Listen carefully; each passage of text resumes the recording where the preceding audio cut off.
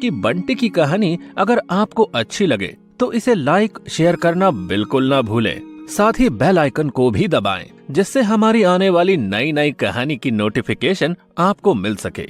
सबसे पहले धन्यवाद। बंटी एक 5 साल का लड़का था।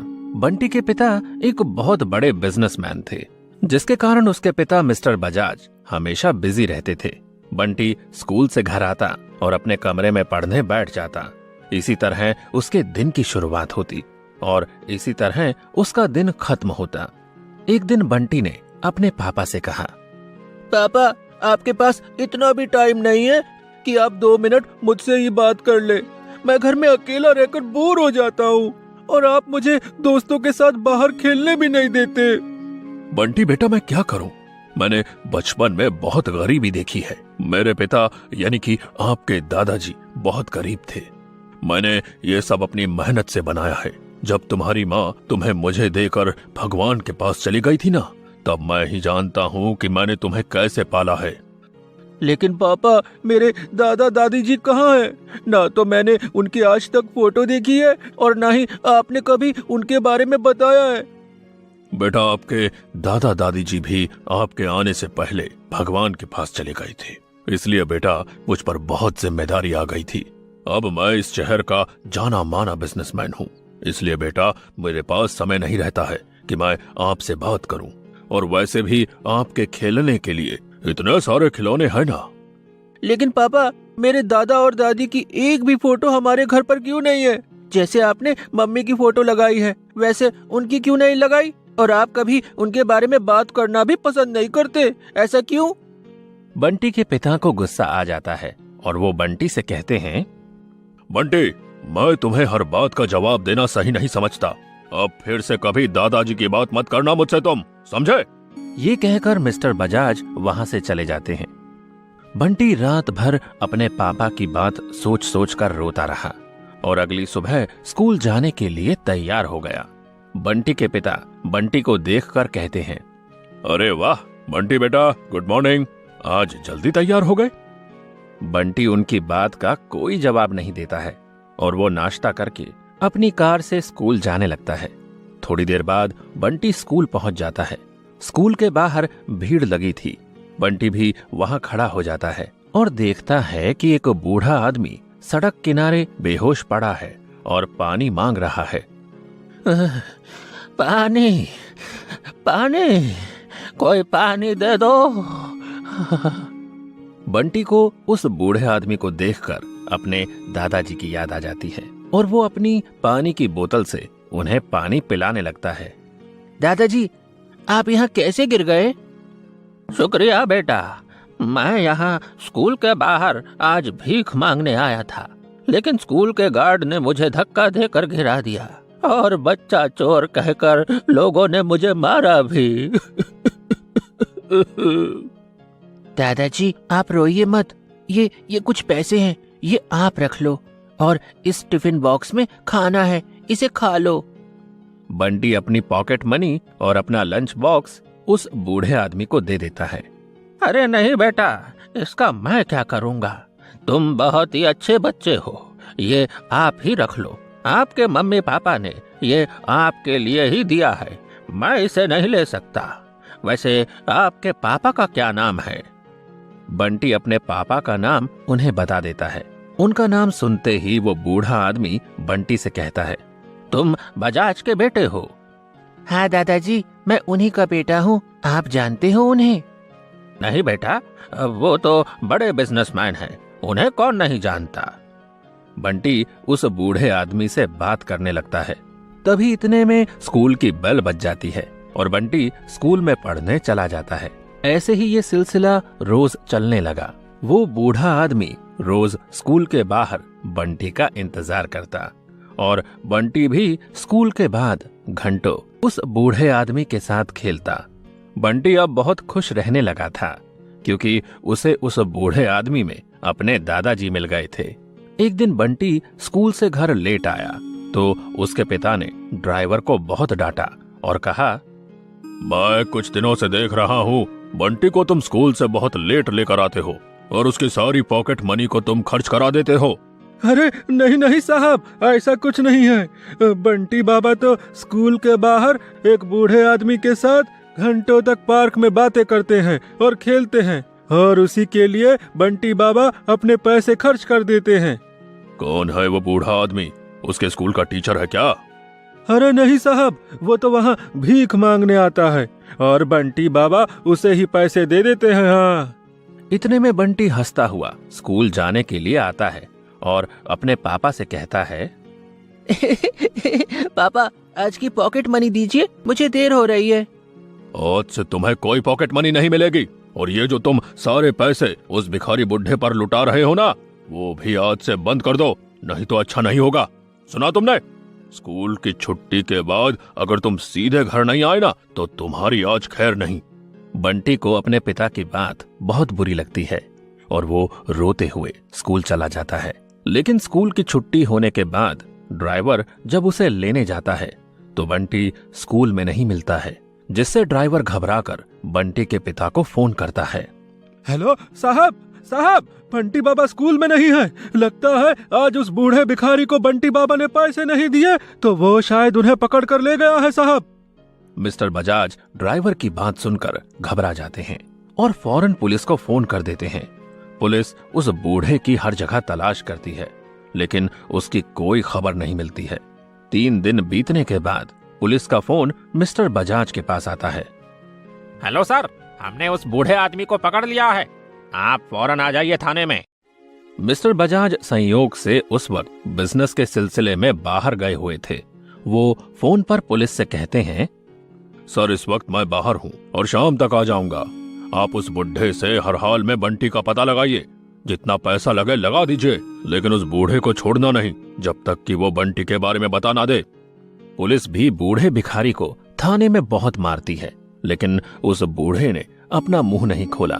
पुलिस ने गुस्से में उससे कहा, देख हम जानते हैं तू ही बच्चा चोर है। हमने स्कूल से पता लगाया था कि पहले भी तू कई बार स्कूल के बाहर बंटी से मिलता था, और एक बार स्कूल के गार्ड ने भी तेरी पिटाई की थी। इसलिए सच सच बता दे, बंटी कहाँ है? साहब आपको जितना मारना हो मार लीजिए, लेकिन बंटी को पाकर कोई बहुत खुश है, और उसकी आखिरी खुशी के आगे ये मार तो कुछ भी नहीं है साहब। आप मारिए और मारिए, और जब आप थक जाए ना तो बंटी के पिता से मुझे मारने की कीमत और बढ़वा लीजिए। वो बहुत धनवान है, पहले भी कई बार उसने ऐसा किया है। अच्छा, तो तू मिस्टर बजाज को पहले से जानता है, इसीलिए तूने उनका बच्चा चुरा लिया है। पुलिस को उसकी बात सुनकर उस पर बहुत गुस्सा आता है। वो उसे फिर से मारने लगते हैं। थोड़ी देर बाद बंटी के पिता भी थाने आ जाते हैं। अरे कहाँ है वो भिखारी? उसे मैं आज जान से मार दूंगा। अरे उसकी हिम्मत कैसे हुई बंटी को छूने की? बंटी के पिता जैसे ही उस बूढ़े आदमी को देखते हैं, उनके पैरों तले जमीन खिसक जाती है। वो बूढ़ा आदमी और कोई नहीं, बंटी के असली दादाजी ही थे। वो अपने पिता को देखकर हैरान रह जाता है और उनसे कहता है, पिताजी ये सब आपने किया है? मैंने आपसे पहले भी कहा था कि मेरी जिंदगी से चले जाइए, फिर भी आप लौट कर आ गए। अरे आखिर आप चाहते क्या है? बेटा, एक बूढ़ा बाप अपने बच्चे से क्या चाहता है? सिर्फ इतना कि बुढ़ापे में उनका बेटा उनका सहारा बने। लेकिन तुमने तो मेरी जायदाद के लालच में अपने माँ बाप को ही धक्के मारकर निकाल दिया था, और अपने पोते का मुंह तक नहीं देखने दिया तुमने। पुलिस उनकी बात सुनकर कहती है, सर ये बूढ़ा भिखारी आपके पिताजी हैं? अरे आपने पहले क्यों नहीं बताया? हमने तो इन्हें बहुत मारा है। इन्हें छोड़ दो, मेरी वजह से इनकी काफी पिटाई हो गई है। लेकिन पिताजी बंटी कहाँ है ये बता दीजिए, और मुझे इसके लिए माफ कर दीजिए। अरे बेटा, माफी क्यों मांग रहे हो? बंटी जहाँ भी है वो ठीक है। और हाँ, आज जो मुझे यहाँ मार मिली है ना, वो तो मेरे बेटे की तरफ से बूढ़े बाप को तोहफा है। आओ, मैं तुम्हें तुम्हारा बंटी दे देता हूँ। वो बूढ़ा आदमी उन्हें लेकर अपनी झोपड़ी में जाता है, जहाँ बंटी अपनी दादी के सिरहाने बैठे उनके माथे पर पानी की पट्टी रख रहा था। उसकी दादी अपने बेटे को सामने देख रोकर कहती है, आखिर भगवान ने मेरी सुन ही ली। मेरे अंत समय में मेरे पोते और मेरे बेटे को मेरे सामने ला ही दिया। बेटा, हमने क्या गलती की थी? जिसके लिए तुमने हम दोनों को वृद्धाश्रम में छोड़ दिया और अपने पोते का मुंह तक नहीं देखने दिया। हमारी सारी संपत्ति तो तेरे लिए ही थी, बस उसे हम बेचना नहीं चाह रहे थे। मेरे इतना कहते ही तुमने मुझे धक्के देकर घर से निकाल दिया था, क्योंकि तुम्हें हमारे फटे पुराने कपड़ों में शर्म आती थी। इसीलिए ना बेटा, मरते समय एक बात कहूंगी, कभी माँ बाप के फटे कपड़ों में शर्म नहीं करनी चाहिए। हमने तुम्हें काबिल बनाने में अपने तन का ख्याल नहीं किया था। तभी बंटी अपने दादाजी के जख्म देखकर कहता है, दादाजी, ये इतनी सारी चोट कैसे लग गई आपको? अरे कुछ नहीं बेटा, आज एक नालायक बेटे ने अपना बेटा होने का फर्ज अदा कर दिया है, ये उसी का इनाम है। तभी बंटी अपने पापा से कहता है, पापा, मेरे दादा दादी जी जब जिंदा थे तो आपने कभी मुझे क्यों नहीं बताया? मैंने जब भी इनके बारे में पूछा तब आपने कहा कि मेरे दादाजी भगवान के पास चले गए हैं। ऐसा क्यों किया पापा आपने? तभी बंटी की दादी कहती है, बंटी बेटा, ये नहीं चाहते थे कि तुम हमारे साथ रहो, इसीलिए इसने तुम्हें हमसे दूर कर दिया। क्योंकि इनके पढ़े लिखे समाज में बूढ़े माँ बाप को साथ रखना शोभा नहीं देता। पर बजाज बेटा, जरा सोचो, जो आज तुमने हमारे साथ जीते जी किया है, वो कल बंटी बड़ा होकर तुम्हारे साथ करे तो क्या तुम इसे स्वीकार कर सकोगे? मैं तो आज सच में मरने वाली हूँ। बस अंतिम इच्छा यही थी कि मरने से पहले मैं अपने पोते और बेटे का मुंह देख सकूं, ताकि मेरी सालों की प्यास बुझ जाए। आज भगवान ने मेरी ये इच्छा भी पूरी कर दी। अब मैं चैन से मर सकूंगी बेटा। मिस्टर बजाज रोते हुए कहते हैं, नहीं, मुझे माफ कर दीजिए। मैं पैसों के लालच में अंधा हो गया था और अपने असली अनमोल खजाने को घर से बाहर कर दिया था। मैं तुम्हें कुछ नहीं होने दूंगा माँ। मैं शहर के बड़े से बड़े डॉक्टरों की लाइन लगा दूंगा माँ। बंटी की दादी रोते हुए कहती है, बेटा, शहर के बड़े से बड़े डॉक्टरों की लाइन का अब कोई काम नहीं है ना। बस एक बार मुझे माँ कहकर मेरी चिता को अग्नि लगा देना।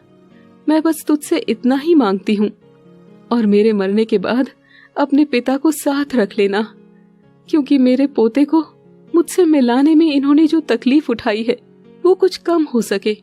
बस मेरी अंतिम यही इच्छा है। नहीं माँ, ऐसा मत बोलो माँ, मैं तुम्हें कुछ नहीं होने दूंगा माँ। बंटी के पिता के मुंह से माँ शब्द सुनते ही बंटी की दादी अपने शरीर को छोड़कर चली जाती है। बंटी अपनी दादी से लिपटकर बहुत रोता है।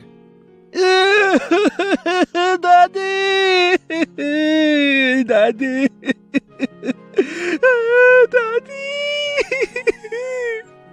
मिस्टर बजाज भी अपनी माँ की अंतिम इच्छा पूरी करते हुए उनकी चिता को अग्नि देते हैं और अपने पिता को घर ले आते हैं और खुशी खुशी उनके साथ रहने लगते हैं। आज बंटी के अनोखे और अनजान रिश्ते ने आज एक भटके हुए बेटे को रास्ते पे ला दिया था। अब बंटी अपने दादा के साथ खुशी खुशी अपने घर में रहने लगा था, जिससे बंटी के सूने जीवन में खुशियां फिर से लौट आई थी।